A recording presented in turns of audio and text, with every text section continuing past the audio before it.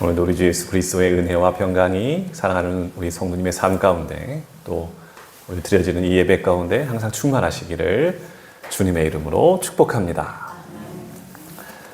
오늘 저는 회복의 시작이라는 제목으로 주의 말씀 증거합니다. 오늘은 어린이 주일입니다.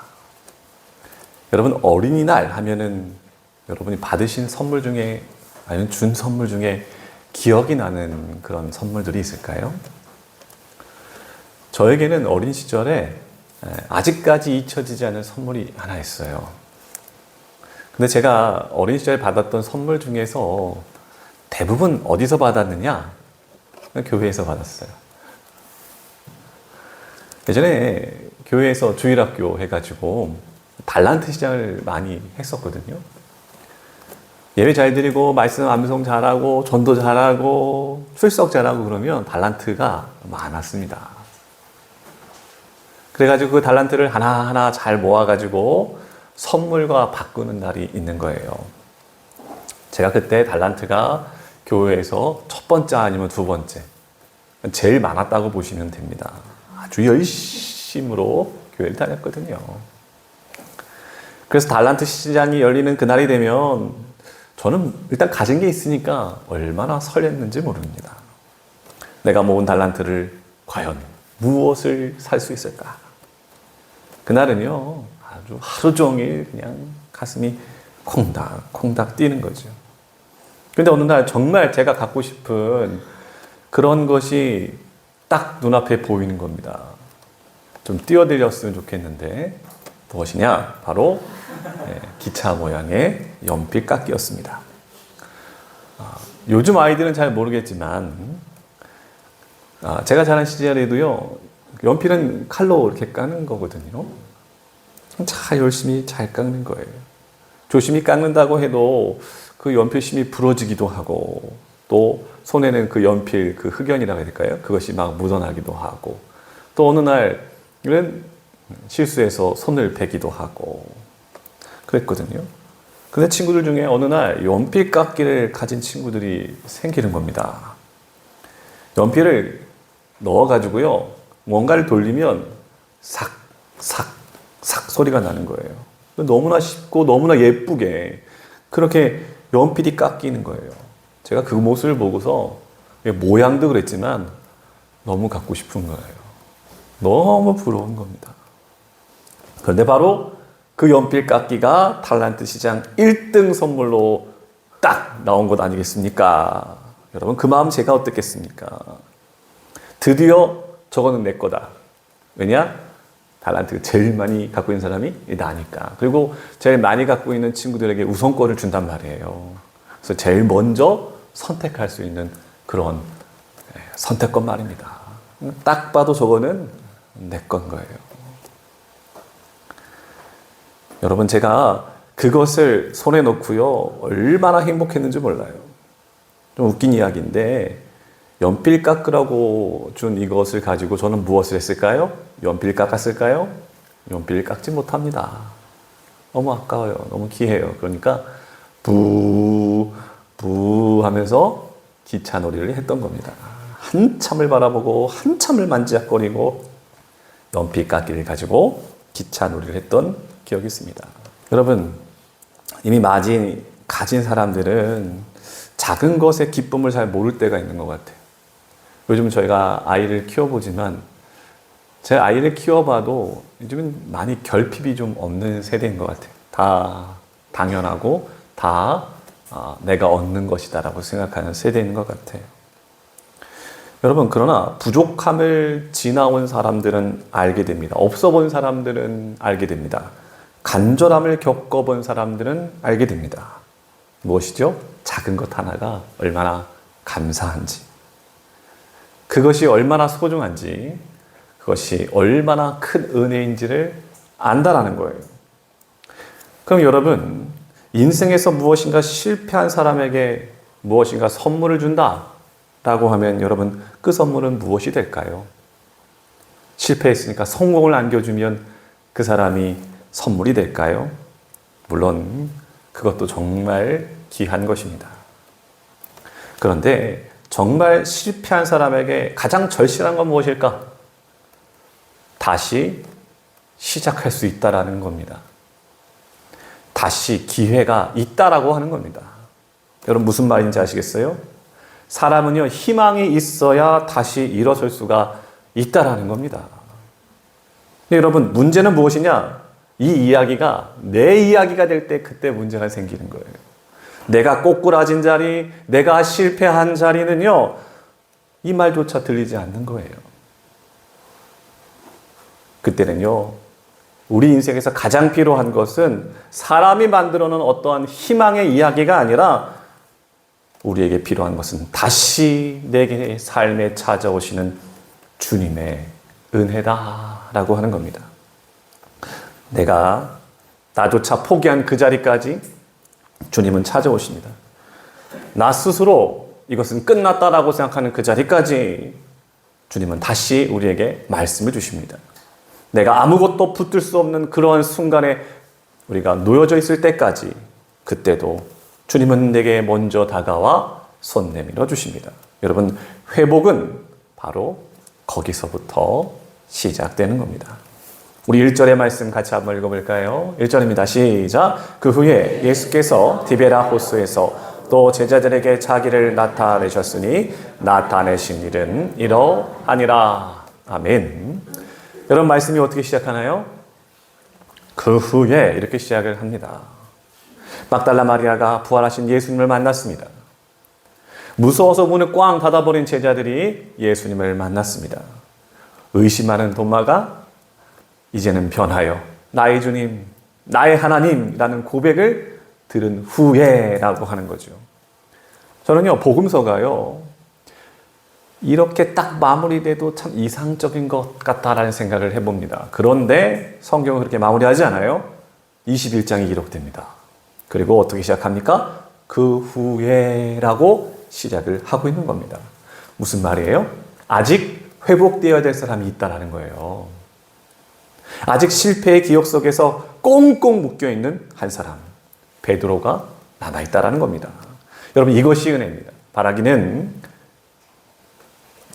우리의 삶에 나도 모르게 이후에라고 하는 시간을 우리가 보내고 있다라고 한다면 절망의 시간이 아니라 오히려 하나님의 은혜를 경험할 수 있는 믿음의 시간 되시기를 주님의 이름으로 축복합니다. 근데 여러분, 예수님은 어디에서 제자들을 만나실까요? 오늘 말씀해 보시면 어디라고 해요? 디베라 호수라고 합니다. 여러분, 이 디베라 호수는 갈릴리 바다예요. 제자들에게는 너무나 익숙한 장소입니다. 먹고 살기 위해서 땀 흘리던 곳입니다. 늘 그물을 던지던 곳이 바로 그것입니다. 근데 여러분, 바로 그 자리가 어떠한 자리인지 한번 생각을 해보세요. 이 자리는 처음 누구를 만난 자리예요? 예수님을 만난 자리예요. 그 자리와 다시 이것이 연결되는 겁니다. 처음 나를 부르셨던 그 자리에 하나님이 연결하고 계시는 겁니다. 넌 나를 따라오라. 내가 너를 사람을 낚는 어부가 되게 할 것이다 라고 하는 거예요. 바로 그 부르심이 있었던 자리와 연결되고 있는 것이다 라고 하는 겁니다. 주님은요, 제자들을 가장 익숙한 곳으로, 또 그리고 처절하게 지금 실패를 경험하고 있는 그곳, 그 바다에서 제자들의 무엇을 연결하고 있어요? 저들의 처음을 연결하고 계신 겁니다. 3절 말씀 읽어볼까요? 3절입니다. 시작. 시몬 베드로가 나는 물고기 잡으러 가노라 하니 그들이 우리도 함께 가겠다 하고 나가서 배에 올랐으나 그날 밤에 아무것도 잡지 못하였더니. 이때 베드로가 말합니다. 나는 물고기 잡으러 갑니다 라고. 여러분 생각해 보세요. 이 말은 단순히 오늘 저녁으로 좀 생선을 좀 올릴까요? 그런 마음으로 들리십니까? 아니죠. 여러분, 이 말에는요, 베드로의 마음이 고스란히 담겨져 있는 겁니다. 뭐예요? 나는 주님을 따르겠다라고 했는데 나는 실패했어요. 나는 패배자입니다. 더 이상 내가 무엇을 해야 할지 내 안에 남아있는 것이 없습니다. 내가 할 수 있는 것은 이거 하나밖에 없네요. 그래서 나는 물고기 잡으러 갑니다. 여러분, 실패한 사람은요, 자연스럽게 어떤 자리로 가게 되어 있어요? 익숙한 자리로 가게 되어 있는 겁니다.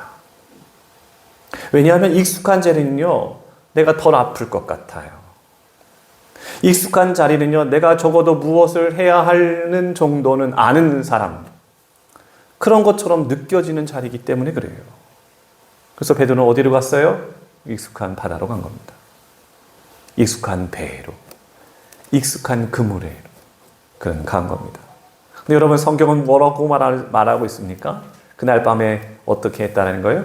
아무것도 잡지 못했다. 여러분, 이것이 중요합니다. 자기가 가장 익숙한 곳으로 들어갔는데 그 무엇인가 남는 게 있어야 될 거 아닙니까? 아무것도 얻지 못했습니다. 여러분, 베드로는 지금 낯선 곳에서 일하고 있는 것이 아니라 너무나 익숙한 곳에서 그는 지금 실패를 경험하고 있는 겁니다.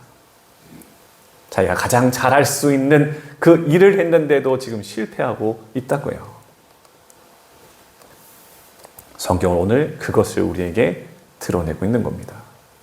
베드로가요, 예수님 없이 돌아간 그 자리는요, 일단 그에게 익숙한 자리긴 하더라도 그 삶은 공허했다라고 하는 겁니다. 그 삶의 손에는 가진 것이 없었다라고 하는 거죠. 여러분, 우리가 그렇지 않습니까? 우리가 상처받으면 다시 익숙한 곳으로 가게 되어 있습니다. 숨어버려요. 어떤 사람은 문을 꽝 닫아버리죠. 마음의 문을. 어떤 사람은 일을 하면서, 그죠? 일로 피해요. 바쁘게 그냥 일을 하면서. 어떤 사람은 말이 막 거칠어지기 시작하죠. 또 어떤 사람은 왜요? 나는 아무렇지도 않은데요? 라고 괜찮은 척하기 시작하는 거죠. 근데 여러분, 이렇게 내 삶에 익숙한 자리로 계속 숨다 보면 정말 회복이 올까요? 아니더라는 거예요. 잠깐은 편한 것 같죠. 익숙하니까. 근데 마음은 비어가죠. 잠깐은 괜찮은 듯 보여요. 그러나 내 영혼은 메말라 버립니다. 왜요? 실패한 이 기억이 내 머릿속에서 사라지지를 않는 거예요. 여러분, 베드로가 그 밤 아무것도 잡지 못했다라는 것은 단지 그가 고기잡이에 실패했다라는 것이 아닙니다. 그것은 베드로의 지금 내면의 상태를 성경은 드러내고 있다라고 하는 거죠. 그렇습니다. 그의 그물만 비워져 있는 게 아닙니다. 베드로의 무엇을 드러내고 있다고요? 비어버린 베드로의 마음을 드러내고 있는 겁니다. 여러분, 특별히 요한복음에서 밤에 대해서 이야기를 하는데 그냥 시간이 되었으므로, 밤이 되었으므로 이 이야기를 하고 있는 게 아니라고 하는 것을 보면 말씀이 더 깊어집니다. 요한복음에서 밤은 그냥 시간을 의미하는 것이 아니기 때문에 그렇습니다. 요한복음에서의 밤은 방향을 잃은 시간입니다. 바로 혼란입니다. 예수님 없는 혼란 말이죠. 요한복음 3장에서 니고데모는 밤에 예수님을 찾아옵니다. 요한복음 9장에서 예수님께서 말씀하실 때 때가 아직 낮임에 나를 보내신 이의 일은 우리가 하여야 하리라. 밤이 오리니 그때는 아무 일도 할 수 없느니라. 밤은 은혜의 기회가 끝이 나고 하나님의 심판이 임박한 때를 말씀하시곤 한 겁니다. 요한복음 14장에서 보면은 요한복음에서 가장 소름 돋는 밤이 기록되어요. 가룟 유다가 만찬석 성에서 그가 떠날 때 13장 30절에 보니까 유다가 그 조각을 받고 곧 나가니 밤이로라. 이렇게 기록하고 있다는 거예요. 빛이신 예수 그리스도를 완전히 등지고 사탄의 지배 아래 어둠 속으로 들어갔다라고 하는 선언의 말씀이 기록되어 있는 거죠. 그런 의미로 베드로가 오늘 밤 뭐예요? 배를 탑니다. 밤에 그물을 내립니다. 밤에 수고하고 땀을 흘리는 겁니다. 그런데 여러분 보세요. 무엇인가 잡았나요? 아무것도 못 잡았습니다. 이 장면은 우리에게 분명하게 말씀하고 있는 게 있다라는 거예요. 이 밤에 너는 그 실패한 후에 어디로 돌아갔어? 너는 그 실패한 후에 어디서 회복을 찾고 있는 거야? 이것을 말씀하고 있다라는 거예요. 사랑하는 성도 여러분, 회복은 단순히 내가 예전으로 돌아가는 것, 예전만큼으로 회복하는 것, 그것이 회복이 아닌 것입니다. 회복은 주님을 만나는 겁니다. 다시 주님을 만나는 겁니다. 여러분, 오늘 이것을 꼭 기억하셔야 됩니다. 실패한 사람에게 필요한 것은 당신 힘을 좀 냈으면 좋겠어요, 이 말이 아닙니다. 무너진 사람에게, 그 사람에게 필요한 것은 다시 시작할 수 있습니다라고 하는 이 말만은 아니라는 겁니다. 정말 필요한 것은 부활의 주님께서 그 자리를 찾아오시는 겁니다. 왜냐하면 여러분, 우리의 삶의 빈 그물 같은 그 자리에 예수님이 찾아오시면 그 빈 그물은 의미가 됩니다. 주님이 찾아오셔야 헛수고한 그 밤은 이제 내 인생에서 사라집니다. 주님이 오셔야 실패의 자리가 오히려 회복의 자리로 뒤바뀐다라고 하는 거죠. 여러분, 감사한 것은 무엇인지 아십니까? 제자들이 예수님을 찾아갔나요? 베드로가 회복되려고 부단히 애쓰고 있는 모습이 어디 기록되어 있습니까? 밤새 아무것도 잡지 못하고 그냥 지쳐 나자빠져 있는 거예요. 근데 그에게 누가 다가오신다고요? 우리 주님께서 먼저 찾아오신다는, 여러분, 이게 은혜예요. 은혜. 사랑하는 성도 여러분, 빈 그물이 끝이 아니라는 것을 우리는 명심하게, 깨끗하게, 아주 거룩하게 모든 것을 담아서 기억해 내셔야 합니다. 왜요? 우리 인생은 밤새 수고한 인생처럼 보이거든요. 아무것도 얻지 못했다라는 것은 빈손 같은 그런 마음을 가지고 오늘 예배당에 나오실 수 있다라는 겁니다. 근데 여러분, 그 시간은 끝난 시간이 아니라는 거예요. 왜냐하면 누가 오세요? 누가 오십니까? 주님 오십니다. 부활의 주님은 그 후에 찾아오십니다. 부활의 주님은 그 후에 우리를 찾아오셔서 회복을 주십니다. 사랑하는 성도 여러분, 혹시 지금 여러분 손에 빈 그물만 남아 있습니까? 열심히 살았는데 남아있는 것 같은 게 전혀 없는 것 같은 그런 마음이 혹 드십니까? 낙심하지 마십시오. 오히려 주님은 여러분의 그 빈손 안에 찾아오시는 겁니다. 그리고 그 실패의 자리를 어떤 자리로 바꾸신다고요? 회복의 자리로 바꾸십니다. 4절의 말씀입니다. 4절 말씀 같이 읽겠습니다. 시작. 날이 새어갈 때에 예수께서 바닷가에 서셨으나 쟤들이 예수인 줄을 알지 못하는지라. 여러분, 중요한 부분인데요. 4절의 말씀이 어떻게 시작하고 있어요? 전환되죠? 날이 새어갈 때에. 밤이 어떻게 돼요? 끝났네요. 밤이 끝나가고 있어요. 여러분, 아무리 인생의 밤이 긴다 할지라도 끝은 납니다. 아멘이 있어야죠. 끝난다니까요, 밤이요. 여러분, 실패의 밤이 아무리 깊어도 끝나게 되어 있습니다. 여러분, 바로 거기서부터 새로운 장면이 열리기 시작하는 거예요. 밤새 아무것도 잡지 못한 제자들 앞에 부활하신 예수님께서 다시 찾아오셨다는 거예요. 중요한 건 다시 오셨어요. 다시 오셨어요. 또 오셨어요. 두려워 문을 걸어 잠근 그 제자들이 찾아오셨는데 또 다시 찾아오셨다라고 하는 거잖아요. 여러분, 이 장면이 얼마나 중요합니까? 제자들이 예수님 찾아갔다고요? 아니라는 겁니다. 예수님이 그들을 찾아오셨다라는 거예요. 이게 은혜예요. 다른 게 은혜가 아닙니다. 회복은 여기서 시작된다는 거예요. 내가 다시 잘해보겠습니다 라고 하는 그 결심하는 그 순간이 아니라는 거예요. 주님이 내게 찾아오셔서 내 손을 꽉 붙잡는 그 순간 시작이 되는 거예요. 여러분, 더 놀라운 것은 무엇인지 아십니까? 예수님께서 그들에게 다가오셔서 처음 하신 말씀을 보시면 되는 거예요. 5절의 말씀이에요. 이렇게 말씀하십니다. 함께 읽어보겠습니다. 시작. 예수께서 이르시되 얘들아 너희에게 고기가 있느냐? 대답하되 없나이다. 여러분, 이 질문이 왜 중요합니까? 이게 왜 중요할까요? 예수님은 모르실까요? 이미 알고 있다니까요. 그들이 밤새 수고한 거 예수님 알고 계세요.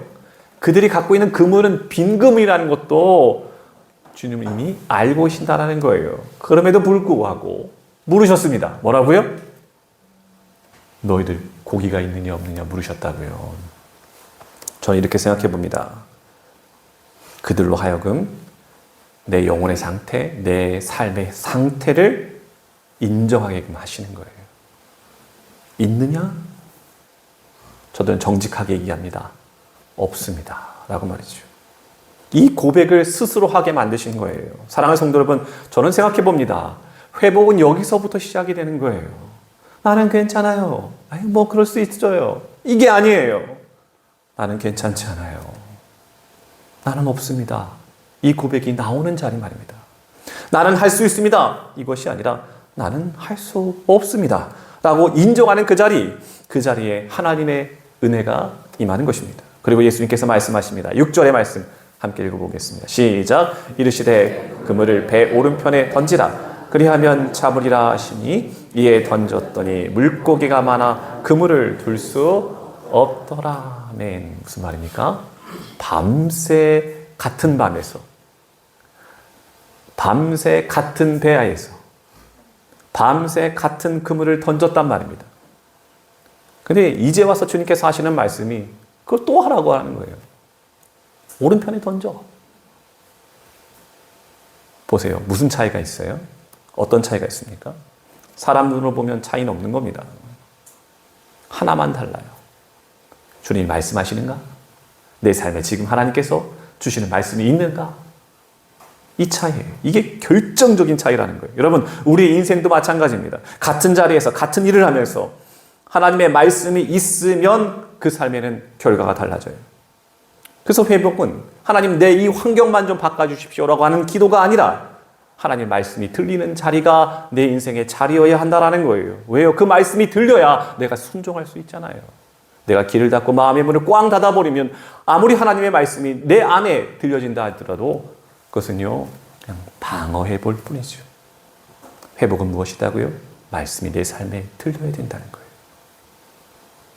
사랑하는 성도 여러분, 그들이 말씀에 순종했을 때 과연 어떠한 일이 일어났습니까? 그물을 들 수 없을 만큼 많은 물고기가 잡히기 시작했다라고 하는 거죠. 여러분, 여기서 중요한 사실을 우리가 발견합니다. 회복은 여러분이 잘했을 때 오는 걸까요? 내가 잘하면 회복이 올까요? 아니잖아요. 회복은 내가 하나님 앞에 순종하기를 시작할 때, 그리고 그 순종은 내가 좀 온전해지고 내가 막 회복된 그 상태에서 아니라는 거잖아요. 여러분 보세요. 이들은 여전히 실패한 자리입니다. 여전히 아무것도 없는 빈 그물의 상태입니다. 근데 그 상태로 하나님 앞에 순종, 망가졌고 무엇인가 부끄러운 이 상태로 하나님 앞에 순종하는 겁니다. 사랑하는 성도 여러분, 혹시 여러분의 삶에 자꾸 내 인생에 빈 그물이 보이지는 않습니까? 이 빈 그물은 아무리 애를 써도 지워지지 않고 아무리 노력을 해도 어떠한 결과도 없는 것 같은 그런 상한 마음이 있으십니까? 그 자리에 주님께서 오늘 우리에게 주시는 말씀이 있는 거예요. 뭐라고 말씀하셨죠? 던져라. 다시 시작해라. 너는 던져라. 아니요. 내가 얼마나 수고했는데요. 아니요. 그 자리는 안 되는 자리입니다. 이 자리는 물고기가 없다고요. 아니요. 그는 다시 던져라. 다시 시작해라. 회복은 멀리 있는 게 아닙니다. 저곳에 가면 회복이 있고 이곳에 가면 회복이 없다. 이것은 틀린 말입니다. 바로 그 자리, 주님이 말씀하시는 그 자리에 내가 반응하면 되는 거예요. 내가 결단하면 되는 거예요. 거기서 회복은 시작한다라고 하는 거죠. 여러분, 오늘 말씀을 꼭 기억하십시오. 주님이 주시는 회복은 그물 가득한 물고기에서 결코 끝나지 않는다라는 것입니다. 만약 회복이 물고기 많이 잡았네요 라고 끝났다라고 한다면 이 이야기는 단순히 실패한 물고기 잡이 그들이 성공했다, 물고기 많이 잡았다, 이것으로 끝났을 겁니다. 하지만 예수님께서 베푸시는 회복은요, 어떠한 성과, 이 회복을 이야기하는 것이 아니라고 하는 겁니다. 결과의 회복만을 이야기하는 것이 아니라는 거예요. 무엇이냐? 제자들의 빈 마음을 어떻게 하신다는 거예요? 채워주시는 거예요. 밤새 지친 저들의 몸만 아니라 저들의 실패, 저들의 수치, 저들의 닫혀 있었던 영혼마저 회복시키시는 하나님의 은혜가 여기 담겨 있다는 거예요. 그래서 주님께서는요, 저들에게 많은 물고기만 주시는 것이 아니라 그들을 어디로 초청하신다고 하는 거예요? 주님의 식탁으로 초대하시는 거예요. 그래서 주님은 식탁을 준비하고 계십니다. 여러분, 이 장면이 제일 큰 은혜라고 생각해요. 그물이 가득 찬 것도 은혜지만 그보다 더 깊은 은혜는 주님께서 숯불을 피워놓고 누구를 기다리셨다는 거예요? 나를 기다리셨다라고 하는 것. 이제 이 본문은 우리를 풍성한 그물에서 이제는 따뜻한 식탁으로 우리를 데려갑니다. 3절의 말씀, 9절의 말씀 같이 한번 읽어보겠습니다. 9절입니다. 시작. 육지에 올라보니 숯불이 있는데 그 위에 생선이 놓였고 떡도 있더라. 예수님이 숯불을 피워 놓으셨습니다. 이 장면에서 우리 잠시 멈춰서기를 바랍니다. 그리고 베드로의 눈과 베드로의 코를 빌려서 이 장면을 다시 보기를 바랍니다. 베드로가요, 배에서 내려서 육지에 발을 딱 내디뎠는데 가장 먼저 베드로가 무엇을 느꼈을까요? 어떤 냄새를 맡았겠습니까? 숯불 냄새를 맡았지 않겠어요? 제가 왜 이런 얘기하는지 아시겠어요? 여러분, 베드로가 이 숯불 향, 이 숯불의 냄새에 대해서 어떻게 반응할 수밖에 없었을까요? 베드로에게는 트라우마가 하나 생겼잖아요. 불과 며칠 전에 서늘한 그 새벽에 대제사장의 그 뜰에서 피워져 있었던 그 숯불 말입니다. 그 숯불 안에서 덜덜덜 떨면서 베드로가 한 이야기. 나는 예수를 모르고, 나는 저 사람 모릅니다. 나는 저 인간 모릅니다. 3번이나 주님을 부인했던 그 비겁하고 수치스러운 순간. 베드로의 온몸에 깃들어 있던 것은 바로 숯불 향이었다라는 겁니다. 아마도 그날 이후에 베드로는 숯불 근처도 안 가고 싶었을 것 같습니다. 연기만 올라와도 그냥 그 가슴이 철렁하고 내려앉았을 것 같습니다. 그날의 닭 울음소리만 들려도 주님의 눈빛이 떠올라서 그는 너무도 괴로웠을 겁니다. 근데 주님께서 다시 그를 어디 앞으로 데려가신다는 거예요? 숯불 앞으로 데려가신다는 거예요. 이런 생각도 해봅니다. 예수님께서 숯불을 펴놓고 계시네. 아, 나 오늘 죽었다. 나 오늘 정말 혼나겠다. 분명히 그날 일을 내게 물으실 텐데 그렇지 않았겠어요? 사랑하는 성도 여러분, 그 숯불 위에는 무엇이 있었을까요? 도끼는 뜨고서 너 나 배신했지? 이런 눈빛이 아니잖아요. 비난의 화살이 아니라 지글지글 맛있게 익어가는 생선과 떡이 놓여져 있었다라는 겁니다. 여러분, 베드로의 코에 배어있던 죄책감의 그 연기가 주님의 손수 준비하신 맛있게 구워놓는 생선의 향기로 덮여지기 시작합니다. 주님께서는 그 아무것도 묻지 아니하시고 그저 말씀하시길 와서 조반을 먹어라. 이 말씀을 주시는 겁니다. 영적인 대반전이 여기서 일어난 겁니다. 주님은 베드로의 그 코끝에 맺혀있던 실패의 냄새를 사랑의 향기로 바꾸어 놓으신 거예요. 가장 부끄러웠던 기억의 상징인 이 숯불을요, 가장 따뜻한 회복의 식탁으로 그 인생을 바꾸어 놓았다라고 하는 겁니다. 사랑하는 성도 여러분, 이것이 복음이에요. 우리가 받는, 우리가 얻은 복음이 바로 이것입니다. 우리 아픈 기억이 실어진 그 자리로 주님은 직접 걸어오시고 직접 찾아오셔서 그 상처 위에 당신의 사랑을 덧입혀 주시는 거예요. 베드로야, 내가 네 맘 안다. 너 참 수고했다. 너 참 고생했다. 배고프지? 또 배고프지? 밥 먹자. 이 한마디에 베드로의 굳어있던 마음이 여기서 다 녹아진 겁니다. 사랑하는 성도 여러분, 혹시 여러분 지금 주님을 피한 자리에 서 있고 계시나요? 여러분의 실패 때문에, 여러분의 부끄러움 때문에, 때로는 하나님 앞에 나는 자격이 없습니다 라고 하는 그런 생각 때문에 그저 뒤로 물러나 계시진 않습니까? 주님은요, 오늘도 변함없이 숯불을 피워놓고 누구 기다려요? 여러분 기다립니다. 와서 먹어라. 괜찮아. 부끄러워요. 실수했어요. 괜찮아. 와서 먹어라. 사랑하는 성도 여러분, 주님 주신 회복은 여러분 길을 열어요. 이 음성을 듣는 데서부터 회복은 시작되는 겁니다. 식탁을 준비하시면서 수고하고 인생에서 탈진한 우리를 먹여주시는 그 주님의 음성이 오늘 저와 여러분의 삶에 닿게 되시기를 주님의 이름으로 축복합니다. 말씀을 정리할까요?